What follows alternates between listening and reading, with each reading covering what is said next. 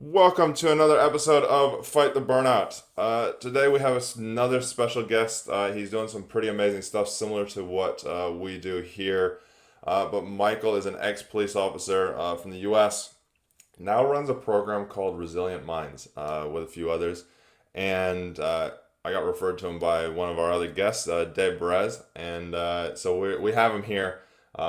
This is going to be a great episode. As always, I say take one little nugget out of this. So get your pen and paper, get ready. If you're driving in your car, just make sure you put your listening ears on. Also, focus on driving, obviously. But just take one thing out of this and start working with it. I know there's going to be a lot of good little nuggets today because we've just already had a bit of a chat for about 10 minutes, and oh my God, yeah, it's going to be great. So, Michael, as I always like to do, why don't you introduce yourself? Tell us about who you are, a bit about your background, your career, and how you got into doing Resilient Minds. Yeah, but first and foremost, and thank you for having me on, Chris. I really appreciate it.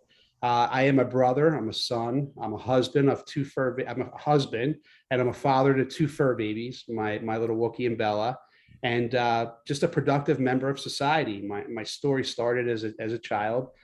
Come from a middle class family. Nothing crazy. My parents both worked. My mom had cancer at a very young age and had to retire, and my dad had to work a couple of jobs. And one of the things that he did for us, and they did for us, was gave us a great childhood and a great life, so that we could be productive members. Me and my sister could be productive members of society. And we both went to Catholic school our whole lives. And upon graduation, my parents were very worried about what I was going to be in life. They had no clue what I was going to be in life because I just wasn't the best student. And I knew that. So obviously, I was going to a community college in Mercer County, Mercer County is one of the counties here in New Jersey. And I was going there for fire science because everybody loves firemen. So I wanted to be a fireman. I was a volunteer fireman since I was a junior fireman at West Trenton. And with that being said, I got to meet a lot of people in the police force and so forth, going to the calls. And I was given an application by one of my neighbors. I'll never forget it, Mr. Heenan. I went to school with his daughter, and he dropped an application off. He goes, "You're going to be a police officer." And I filled out the application and took the test. And I'll never forget. I went and took the exam. And as I finished, I was like, man, I thought I really did really well on it, but I was still unsure. I was 18. I didn't know what was happening at that time. And with that being said, I was lucky enough to come out in probably the top five, which was really cool. I think it was the top seven. And I think that year, a bunch of people had taken the test, and it just kind of propelled my life. And it was a great career path. And I came on when I was 19 years old. And go through that as a 19-year-old. It's a lot different, Chris. And I say that because I never held a gun before. I never looked at a target before. I wasn't a hunter. I didn't do any of that stuff. I kind of just was a normal kid, played sports, and enjoyed life. And now all this stuff was kind of coming around me. So that's where kind of everything started there. And I wanted to make sure that I did all the right things. And I'll never forget when I went into the police academy. One of my experiences. I never shooting a gun before. I remember being at the firing range and couldn't hit the target. And not being able to hit the target was, okay, what happens then if you don't hit the target? You don't have a job. And needless to say, with that, I was handed on the last day that I had to go for my qualifying round. I was handed the job finder. And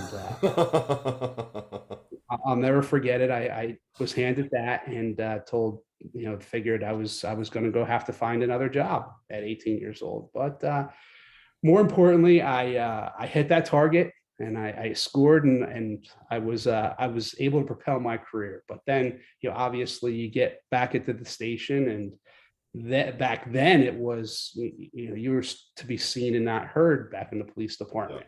And you were just, so for the first 5 years, I just didn't say anything, but I did enough in my career to have memes all over the place, and have all kinds of posters hanging up when you come in the back door and all that other good Yep. stuff. But Yep. more importantly, you live and you learn from a lot of that stuff. And as long as nobody got hurt, that was always we always wanted to go home at nighttime. But you seen things and you did things in the job that not the average person wouldn't do or wouldn't see. Yeah. So that's where all the trauma starts. And obviously trauma does not have an egg timer. So No. when you think about it, trauma could start back in your elementary years, and it can propel all the way up to you seeing something that triggers you on the job, or it triggers you as you're going through life. So you're taking all these little things, and you're realizing them at a very young age that this is not normal. So Mm. our friends at Acadia Healthcare, and they're our wraparound service, because Acadia Healthcare is one of the largest mental and behavioral health facilities in the world.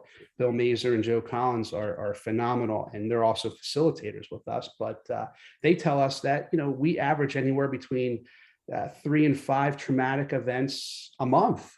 Yep. Times that by the years of service, times that by every month that you're working. So these traumatic events just kind of layer and layer and layer, to something little happens and then you just kind of lose it, that Yep. type of thing. But that's all part of the journey within the police department. Then the pivotal year for me was, I think, year 12. I had just gotten engaged, and it didn't work out, and I had my house rented out, and I was sleeping on couches for a little bit. And I had a lot going on. And then riding down the street, I'll never forget it, a memo comes out that one of the newer officers was going back to the detective bureau, and was a position that I had put in for. And I'll never forget it. And that's when I had my transformation. And I realized right then and there, it wasn't what he did right, it's what I wasn't doing right. Yeah. So I had to look, I had to do a lot of self-reflecting at that point. And that was the point that really kind of pivoted my whole career and my whole life at that point. And realizing then I saw an upward trajectory of things once I changed my mindset. Yeah, no, it's so important. I'm glad you brought that up, and we're going to talk a lot about it today. I know that. But mindset, mindset's everything, and also I love the fact that you accepted the fact that, hey, it's what am I doing? What am I not doing that I need to change? Sure. Not because I feel so many first responders and law enforcement, we all get wound up in the fact that, hey, no, I'm great, I'm awesome. Yeah. What? There's nothing wrong with me. There's nothing going on with me. Whereas, but we can see in everybody else all the things that are going wrong. um, Yeah. Oh, yeah. but That's why we become cops, because we, no, I'm kidding. yeah, I mean, but it is. I mean, it is in a way. It's a good thing. But it's also the fact of we've got to look within ourselves and go, okay, well, what part do I have to play in this? Because we all Mhm. have a part, no matter whether you're a first responder or a civilian, a business person, a mother, a father, whatever it is. What part did I have to play in this? A relationship breakup. What part did I have to play in this? And so I think that's it's so important that we do bring that up, because in order to grow, you have to recognize your faults. That's tough sometimes. And it's very difficult sometimes. I even struggle. Those little things you talked about. Things that start when we're kids, and in elementary school and that, and or even before, and then they start to compound in. And we had a conversation a little bit about this before. They all start to spark things. I'm intrigued to get your thinking, which we'll go into kind of what you're doing in that now. But what's your thinking on um, past traumas, so youth traumas or youth experiences, and how our mind interprets things when we're kids, how that affects the likelihood of severe suffering from PTSD.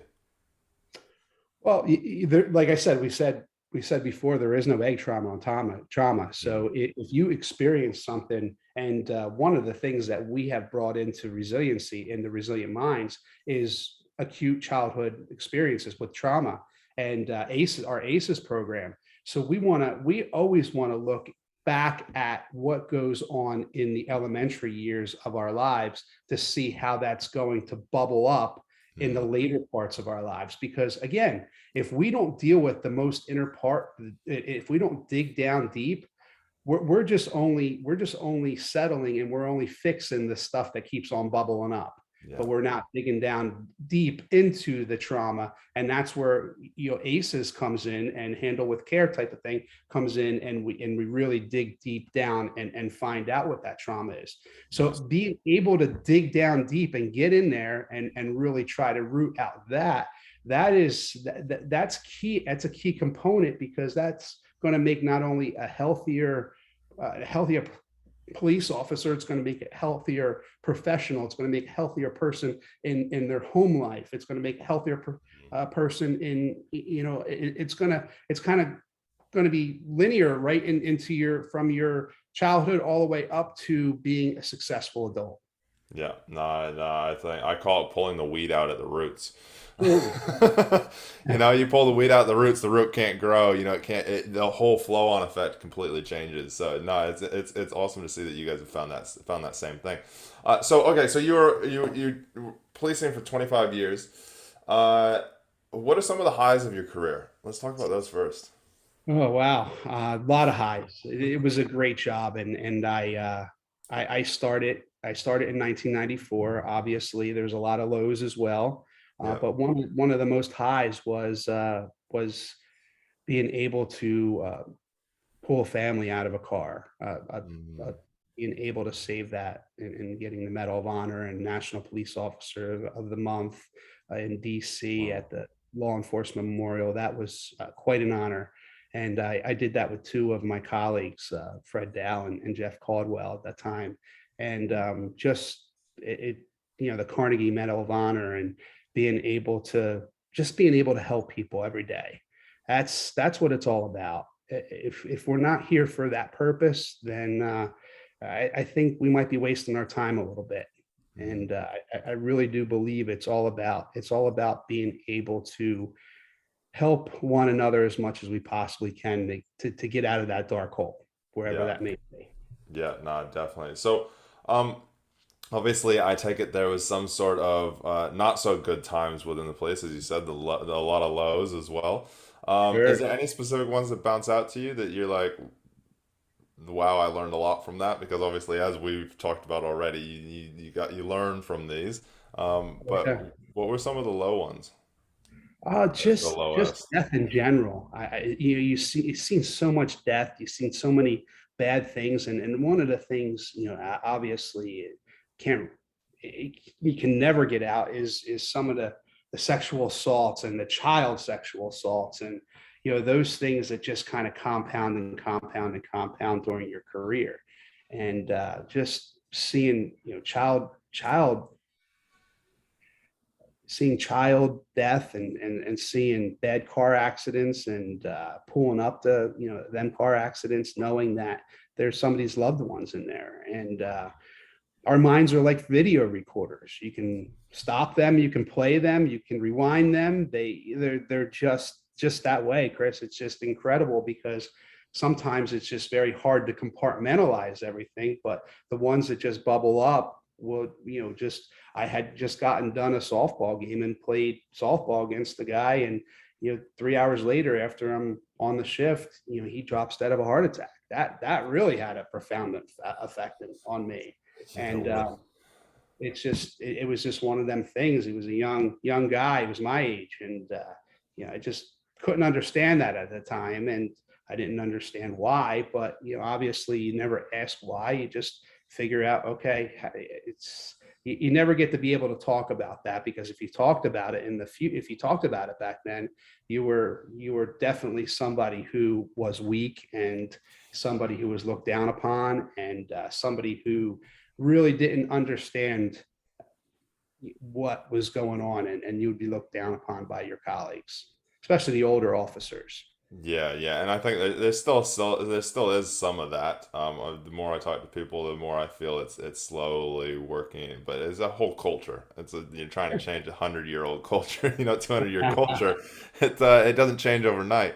But it's why you're doing what you're doing. It's why I'm doing what I'm doing. Is so that we can shift it. So, at what stage did you start working on the Resilient Minds project?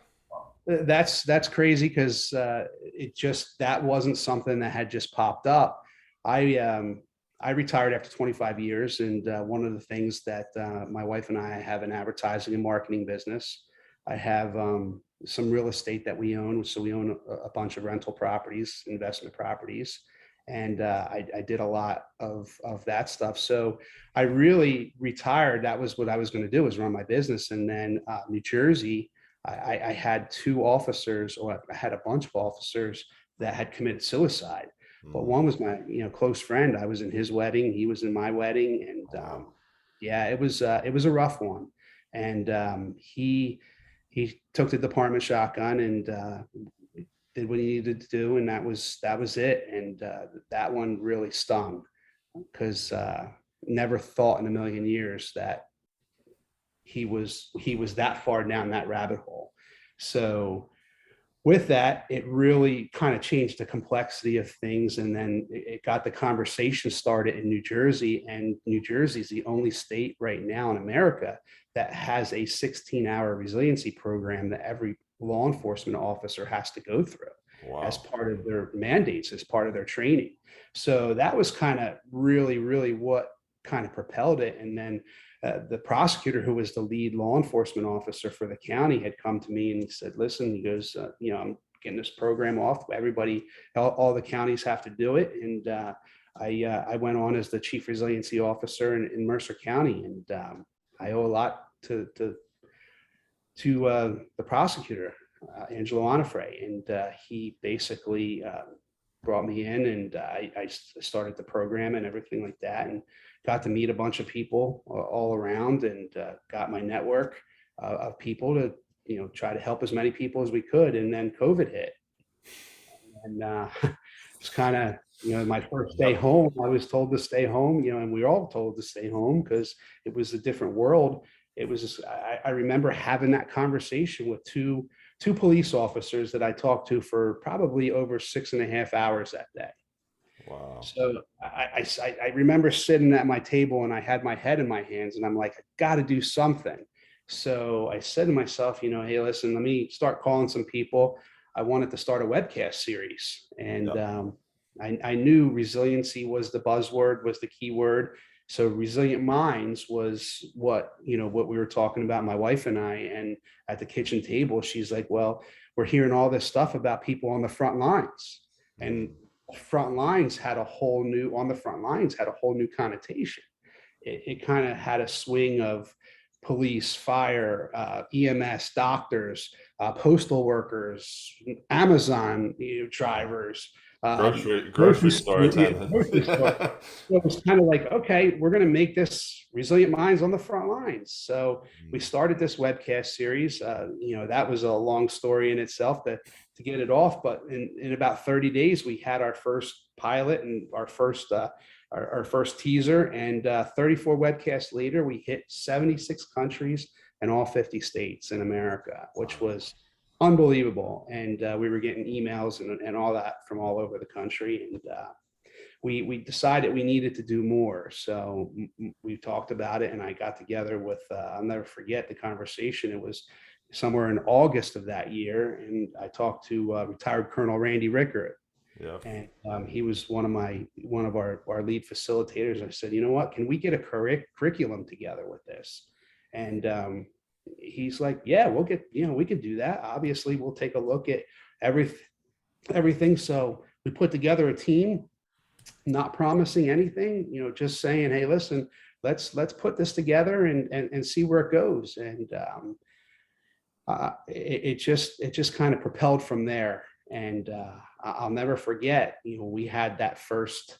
that first look at it, it was like, wow, this is really cool. We changed a lot of things, and we've seen a lot of things a little differently. And then we got all the subject matter experts together in a room basically, and looked at it and said, how about this? And how about this? So we started changing things out and tweaking things. And then we did a pilot in New Jersey. We did a pilot down in Texas, and we were getting the same results. This is great. We need more. We need more. We need more. So with that, I called up a friend who was retiring from the state of New Jersey as the chief resiliency officer and the deputy attorney general of New Jersey, Rob Sepiol. And I said, listen, this is what I'm thinking. I said, I talked to my wife. I'm willing to put our money up. I didn't go to any investors. I didn't go to anybody. And I just kind of went and I said, this is what we need to do to help as many people as possible. Yeah. And he jumped right aboard. And he's one of our full-time employees now, and he kind of handles the day-to-day operations with policy and making sure that everything's running the way it should, and making sure that because we started as a nonprofit, but now we're getting a lot bigger, so we're trying to partner it.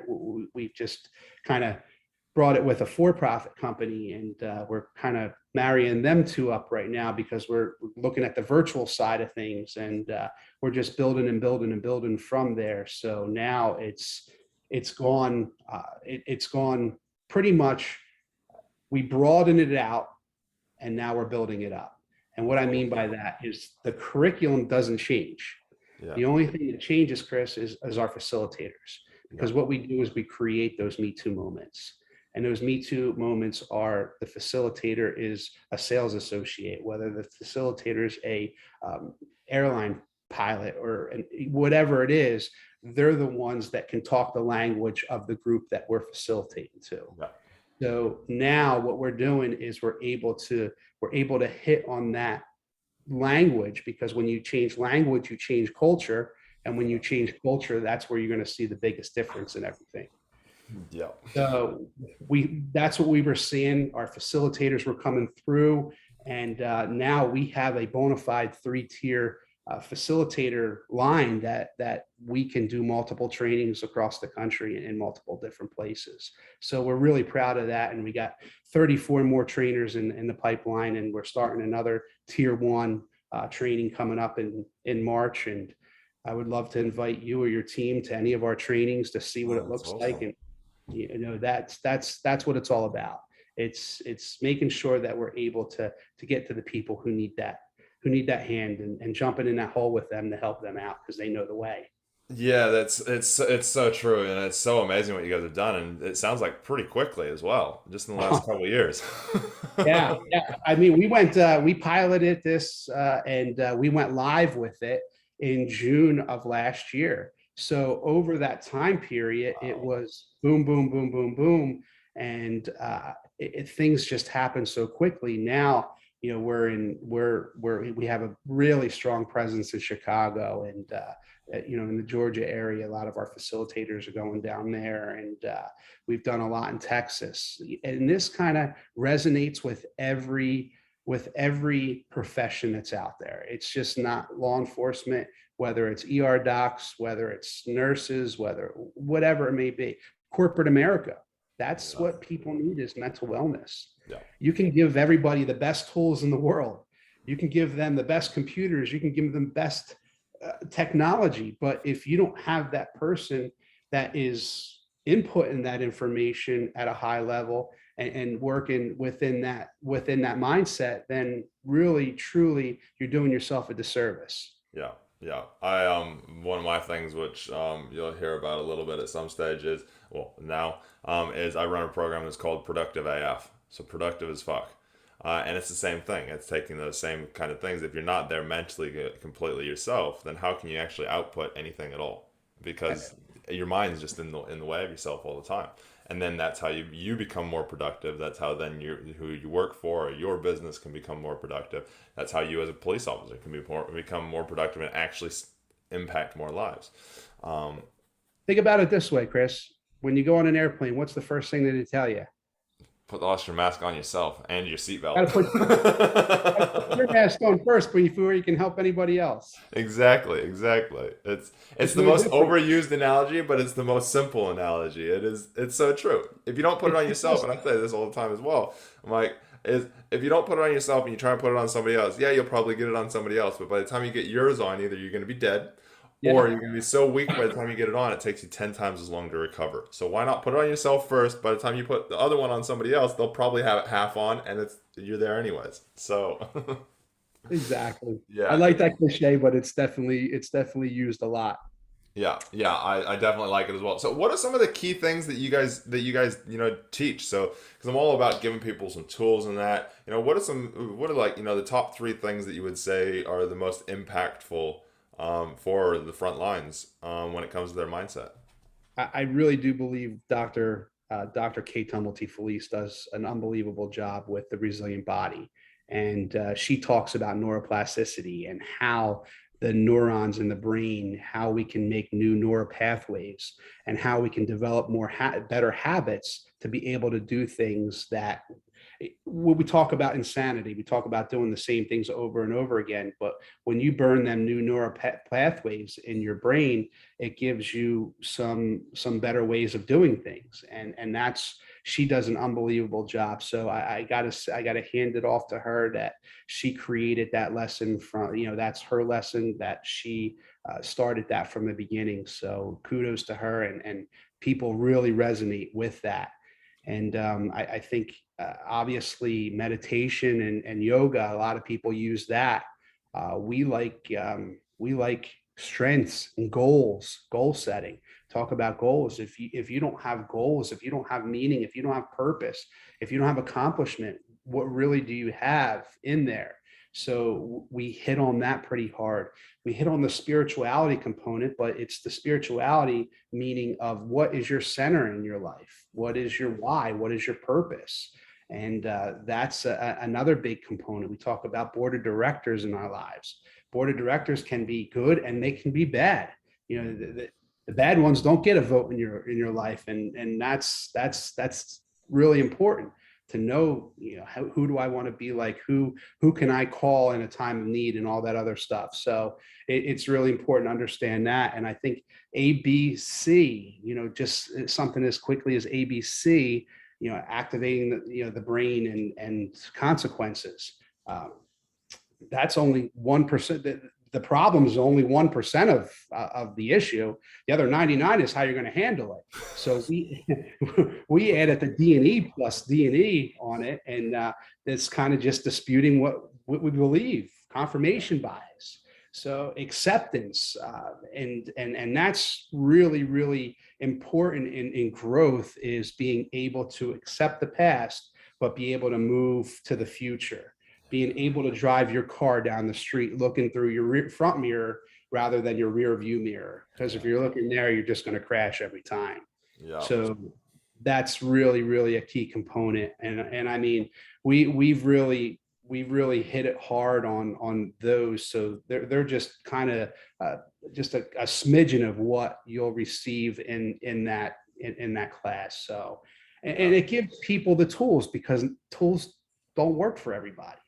I Mm, can I can sit here and talk about meditation, or I can talk about yoga. That may not work for a lot of people, but yeah, if I say, hey, listen, I need you to learn to be able to stop yourself from spiraling down. I need you to jump over from the negative to the positive, spiral back up, and then to really separate yourself, taking somebody with you, and understanding how to catch yourself catching yourself. yeah, So catch yourself catching yourself. That's a cliche we use all the time. It's very easy to understand it. You're spiraling down, but what is some of the tools that I can use to be able to stop myself first, yeah. and then get back on the upward spiral, and then take somebody else with us? Yeah, it's so true. We get caught, especially I feel as law enforcement or frontline officers, but especially law enforcement. I feel I actually personally, in my personal opinion, and be interested to know yours, is that law enforcement have it probably some of the hardest. I've got family members that are ex-military and that, and I go, man, they had it hard, and that, and they did, but I also feel it's somewhat of a removed situation. So, they have to re-bring themselves back into society from being overseas. Whereas police officers, we're in it for 25 years, for 30 years, for 10 years, for 5 years, whatever you're in. You're in it and living it every single day. And so it never actually has a point where you can actually go, it's not easy. You can do it, but it's very difficult to go, that's work and this is home. Because Hmm. there's no big anchoring of a change unless you create one. Yeah. What are your thoughts? Raising your self-awareness so that you can self-manage. Yeah. That's that's it in a nutshell. That's what we're talking about. You Yeah. got to be aware of it, and then you got to be able to manage it. Yeah. How can you do that? And that goes back to pulling the weeds. Yep. We have to be able to know that, okay, we have a problem. How do we get there? What Mm, are we can sit here and blame the problem, but what is that going to solve? yeah. We're solution based. You got to have solutions. Just the same in business. You told me, okay, we have a problem. Well, what are three things that are a remedy that we can get to the solution? Yeah. We can't talk about the problem no more. We have to work towards this, and Yeah. then we'll figure it out. And that's really raising your self awareness. And when you know what's going on and you can stop yourself from going on, that just goes back to what we talked about: is you change your mindset, you change everything in your life. It Yeah. is the most simplistic way that I can say it, but it is the hardest way to perform. It is. It's difficult, and I'll bring some awareness to that. We all, and we make it sound fairly easy, but it is. It can be very difficult to catch yourself sometimes, and that's where having all these tools. And I love what you guys are doing, because having all these tools they can really help you catch yourself. And sometimes you kind of catch yourself and you fall off again, but then you use different tools. Um, Mhm. but it's so important to have these tools so that we can fall back on them, because once you really concrete them in, correct me if I'm wrong, but from what I've figured out, what I've teach is that once you learn them, you can't unlearn them. And we learned all this stuff in the kindergarten. Yeah. We go from, we have the three parts of the brain. We have the lizard, we have the puppy, and we have the frontal cortex. Yep. And when it goes from back here to up here, you want to say it's about 400 million bits of information, all the way to get up here to it's about 40 bits of information. So Yeah. somewhere in here it gets lost in translation. So when you burn them new neuroplasticity and new neural pathways, it just really kind of changes everything. And that's where you change your mindset, you change your life. Yeah, you do, and I can vouch for that. So we talked a little bit before. You brought it up before. Having that why as well. And as listeners, anybody who's been listening for a while, I'm a huge why guy. Like, I believe everything stems from your why. You concrete in your why, and you live from it, you'll have a happy life regardless of everything else that's going on, because it shifts that focus, it shifts everything. But you also have something that internal, like you said, that internal driver, um, because you're running from within. Then there's the side of making sure that you're living on the positive side of it. But we talked about before we started the episode around this, and as I said, my why is to create less pain for myself and others, to create the best version of ourselves. That's my why statement. I live by it, Mhm. literally consistently. And I've got a philosophy of a pyramid system where you look after yourself first, then your relationship, then your kids, then family, then everybody else, and then work. Work is the very last, because it's Work otherwise will never love you, Chris. work will never love you. No, it won't. When you Let run me your tell own you, thing, it's a little bit harder. It's a little bit harder to kind of distinguish that, because your thing, your work should fill you up. So it's also yes. having that, which a lot of people struggle to find. But when you find your why, you can find that so much easier. Your what kind of can fall into place, as Simon Sinek says. Um, so what would you say, Michael, your why is? Facilitating people in self-discovery so they can flourish. I love it. Where'd that come from? Where'd it start? I gotta say that Colonel Rickert, he said that in one of the classes, and he's one of our curriculum directors, and he said that to me, and he said that to our class, And I'll never forget that. And that's basically, that's when all the light bulbs went off in my head right then and there.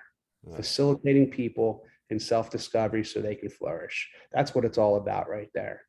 Yeah. My life. That's my why. Yeah. All right, cool. Can I challenge you on something? Sure can. So I believe that obviously we have the why, and it needs, like, when I create a why statement with somebody, I make sure that it's served all the time for themselves in that. And it sounds like you have yours in your mind in the way that it does, but also that it comes from when we're a child. Like, it actually stems from then, and it's seeded then, and then filters up through. When would you say that your seed was planted when you were young? Do you have any Wow. experience? I remember going through some incidents in school where bullying and name calling and certain events that happened in life, where maybe you were made fun of because of your appearance or the clothes that you wore, or anything like that. So really and truly, I seen it, and I was on the receiving end of some of that sometimes. Not all the time, but I seen it by, I tried to always intermix with what you thought were the cool people, and Yeah. the people that were, that weren't the cool people at the time, if you can think about that. So I always tried to position myself and always think about how that person was feeling. Mm, And I would always position myself and say, hey, listen, I would always want to be friends with that person, and how can I help that person as a young individual. And that's where I think my faith and my center really came from, yeah. because everything revolved around, it revolved around God for me, and my faith. So that's where I really challenged myself to be the best form of me that I can possibly be. And I remember that in the first grade, when this young man was getting picked on, and I just basically said, come on with me and we'll go have some, and he became one of my very good friends. Yeah. Yeah. So, No, I can see it. As you said, you facilitate, things. Is your so even back then you were already facilitating, and that and you can see, and for so many it's awesome to see that you have. For so many they don't, and so they don't know what their why is, and so they're going through and they're like, well, what am I doing? Why am I doing this? And what are your thoughts on actually having, and I know you mentioned already earlier on around that why, but what are your thoughts on actually recognizing, like, that where it comes from, how it's strewn through your life, how it's actually driven you in that positive way? What are your thoughts on that? I think that's great. I mean, I always look at, I always want to know, I want to better myself constantly. I self-educate and read a lot and understand articles, whatever it may be. And I know our team is constantly emailing or texting each other different articles to take a look at, and understand, to really dig deep down into why we're doing what we're doing. And that's the most important part. And a lot of people don't have that purpose or don't have that why. But when they figure it out, Mm, it's life changing, it's game changing. yeah. And that's where we really thrive, I believe, as a family at Resilient Minds, because when our facilitators come through, when our people come through, we're a family. And that's first and foremost. Everybody knows that, and they can call upon anybody throughout the country, and get whatever they need throughout the country. We have three of our people writing books right now on our team, and we're constantly bouncing things off of each other. And it's just great stuff, because now that connectivity, when we're connecting, we're really firing on Yeah. all levels. And that's what really is going to be the game changer right there. Because when we're firing all levels, there is no time for the negativity. Yeah. But again, we still go down that rabbit hole, but we have to make sure that we can stop ourselves. And, Getting and sometimes actually having that negative, we make it sound like you don't want that negative, but having that negative, like you just said, having it and then catching yourself, you actually can catch and better yourself. We Sure. can't have the yin without the yang. You can't have the negative, you can't have the positive without the negative. So in turn, the negative actually can fuel more positivity Oh, without a if you doubt. look at it that way. Yeah.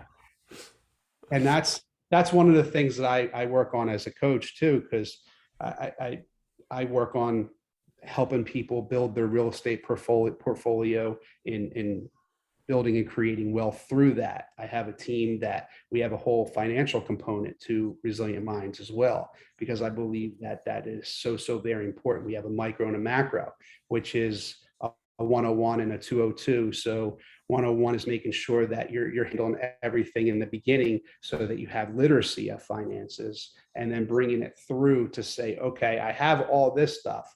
Now, how do I get to the next level?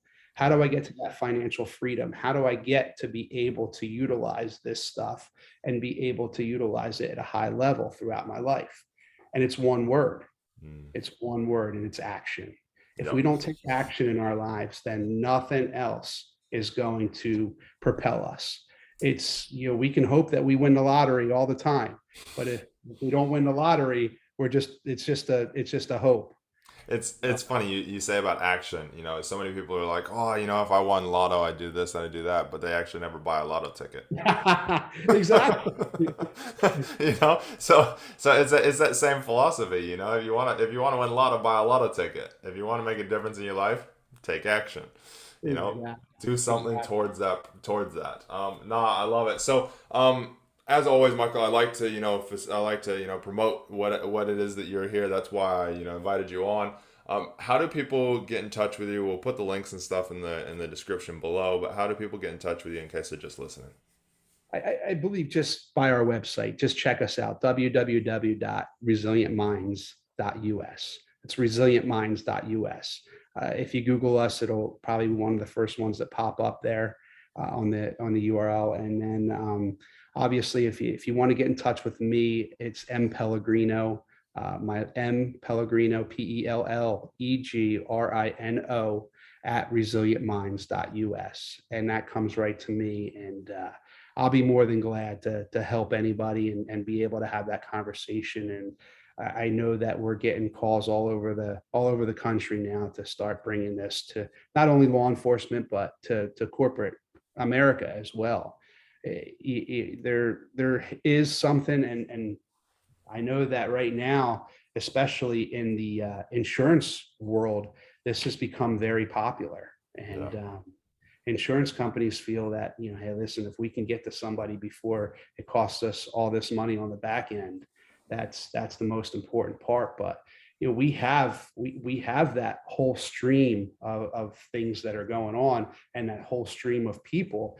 We seen them fall over the waterfall, but we wanted to swim up the waterfall and swim down the stream to find them before they found us. But if they fall overboard, we have Acadia Healthcare, and Joe Collins and Bill Mazer are country. They Joe Collins is on the west coast, and Bill Mazer's on the east coast, and they're very easy to get a hold of as well through Acadia Healthcare, and that's basically, I know I have that website as well, helping the number one ST responders.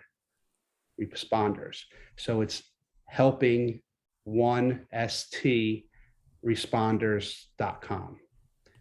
And that is our wraparound service, because those two guys handle everything on the on that end of things. And it's important to have culturally competent people on the back end, so that when things go awry, because we're not in the group therapy, that's not what we do. We teach people resiliency skills.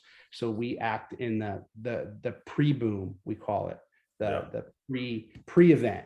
And but we know that people are along that stream, and if they're overboard or they're along that stream pretty far, we have the resources in place with Acadia Healthcare to really be part of something great. No, that's awesome. I love the fact that you guys have a multi-tier kind of system where you can kind of help out in multiple different ways. It's amazing to hear. Michael, last question I like to ask is, what would you say your top tip to self happiness is? Top tip to self happiness is self care, making sure that you have the time, because two things that you can't buy in this world is time and health, Yeah. and being able to accomplish them two things. because when you have the time, we always say that we should do this, that we should do that, we should do this, we should lose weight, we should be a millionaire. We should. You know what happens when we should? We should all over ourselves. So I love it. I love it. I've heard that yeah, one before. It's a good one. It is a good yeah, one, though. But and it's so that is true.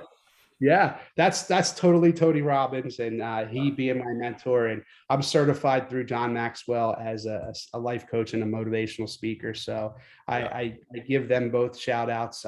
Les Brown, I read a lot of stuff with him, and being able to Eric Thomas. So I'm just becoming in the NSA now, so I'm getting in the National Speakers Association, Oh, and nice. that's my goal, is to be able to help people and just put their bags down so they don't have to carry them around. Yeah, And it's so true and so amazing, and yeah, as listeners will know if they followed for a while, I'm a huge Tony Robbins fan as well. so, Um, I literally, yeah, one of his seminars changed my life 180 degrees, like literally just shifted me after I went in there, and not being able to walk into group like crowds and stuff with anxiety and depression, and still had streams of that, and walked out going, I'm going to use this stuff and I'm going to make a difference in this world. And that's that's what I've exactly done. what I'm going to do. Yeah, I think it's exactly what both of us do now. Yeah. So no, I love that, Michael. Well, thanks so much. Any last words from you before we kind of wrap up? Yeah, just I just want to say, if you're feeling a certain way, I always say, you can't be the key to every door. Mm, But if you could be the WD-40, just to loosen that door up a little bit and just get that little crack, and just get to help somebody and see the light, that's the most important part. I just saw this morning, I believe we're at 22 suicides in the country now, police suicides. And I just want people to know that there's so many resources out there, and I know my phone is on all the time, and I would love to be that resource, and love to be able to be that little bit of light that that opens that door for somebody to get the help that they need. yeah. No, I love it. I love it. And yes, definitely reach out to Michael if you are struggling. Um, as we always say here, take one little nugget from this. There's a multiple different nuggets in there. There's multiple different learning things. So just grab one, and it's going to make a difference. And then take it and teach it to somebody else. Give it to Yeah. somebody else as well, because then you start to make that flow on effect, and it makes a huge difference. And you learn by teaching. So. Thank you again, Michael, for being here. I appreciate it. For those that are listening, it's resilientmind.us. Go have a look. They'll be more than happy to reach out to you, reach out to them, reach out to Michael. And also, we can help out as well. We have some programs that are around creating productivity in your life, similar to resilience. If you're resilient, you can create productivity. As we've talked about, you can do so much. Or if you just need a helping hand and you want some more information, send us an email at team@createfromwhy.com. That's team@createfromwhy.com. And we will help you, one, find that why, so you have an internal driving purpose, but two, also to facilitate however we can. Again, Michael, thanks so much for being here. And thanks everybody for listening. Make sure you like, subscribe, do all those fun things. And until next time, we love you all, and we'll talk again soon. Thank you, Chris.